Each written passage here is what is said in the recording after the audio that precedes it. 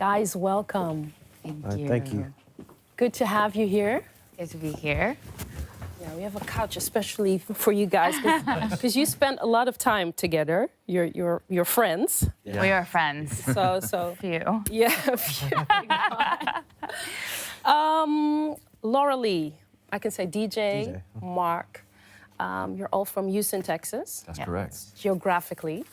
Where are you guys from musically? Let's start with you. I'm from the gospel church, so that's where I got all my home training start from. Yeah, I started off playing drums in church when I was about 7. 7? 7. Wow. Started young. Until when? Now. Really? Yeah. You still play in church? I play organ now, but yeah.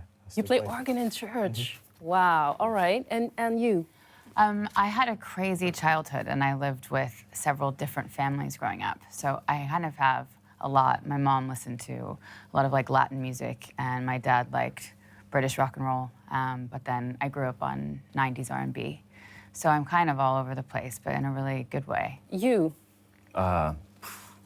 Where to start? Yeah, I guess so. Played in a lot of different types of bands in my teenage years, but also at the same time started playing jazz and R&B and started getting a lot more work in that scene.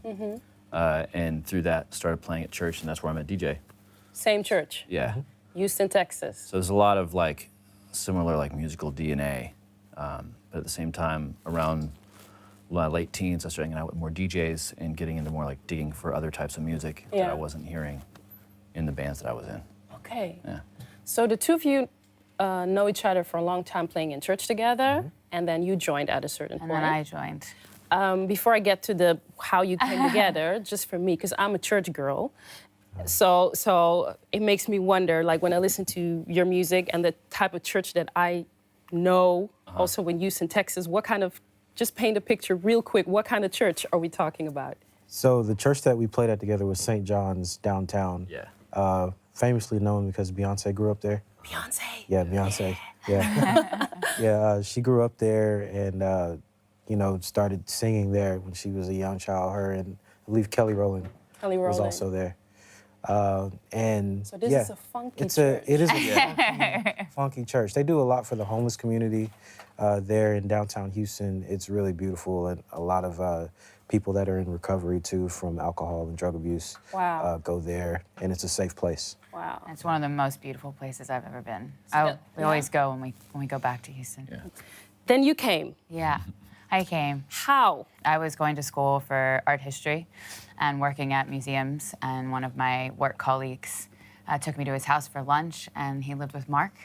And we got to their house, and Mark was watching a documentary on Afghani music, and I was studying art from that part of the world. So it was so weird to meet somebody randomly that was really interested in a very similar thing, just like, and it's really niche. Meant to be. Yeah.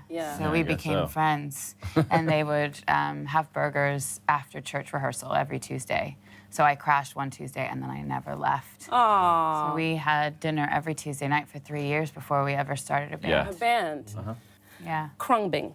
Yeah. Khruangbin. Tell me about the birth of Khruangbin, because it's not only the name of your band, it has become a style.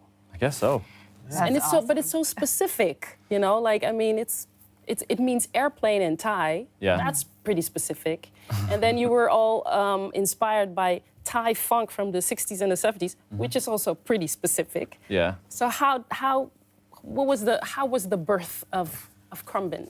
I mean, it's just like how I grew up with DJs and learning how to like dig for music. I mean, the birth of the internet made that a whole lot easier. So I was on different blogs and finding stuff, and then I found this little sidebar and took me to this one blog that is specialized in Thai music like Luktung and Mulam and all these different like shadow music and things like that. And I was like, man, that stuff is so cold. So I couldn't stop listening to it. Yeah.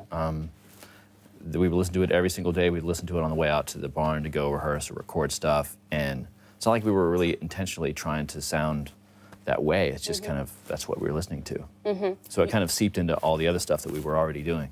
Ah, okay. If you put something into your subconscious, it'll come out. But it's kind of special that you all liked it. Yeah. I mean, what are the odds that also you like the sound of Thai? I think because Thai music from that point in time was influenced by funk that was going on in America at the time. So a lot of it sounded to me like James Brown, Right. both with I see. Thai singers and just like an Asian influence Yeah, in a yeah, way. yeah. So I'm glad they introduced it to me because I didn't know anything about it, and I was like, this is cool. Yeah, yeah, yeah.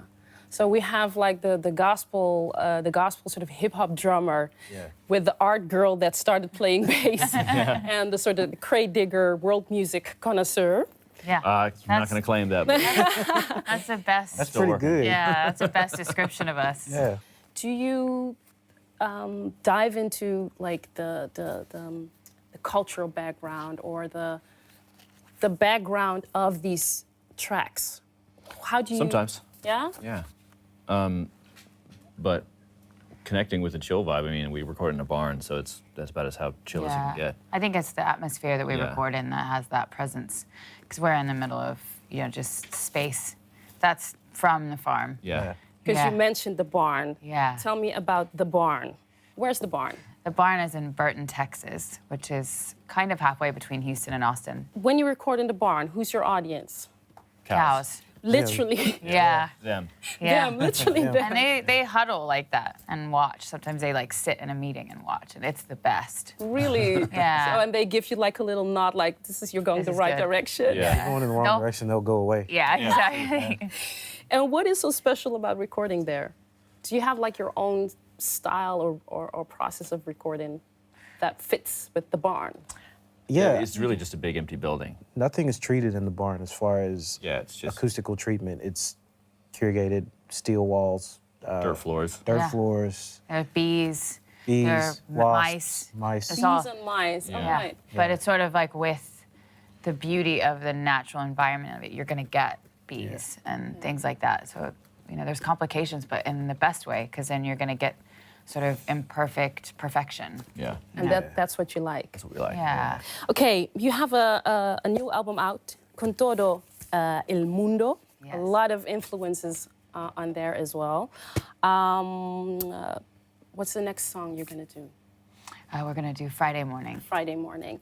For the people, you guys on your website, you are Air Krung. if you insert a destination where you want to go, you get like songs that you guys curated.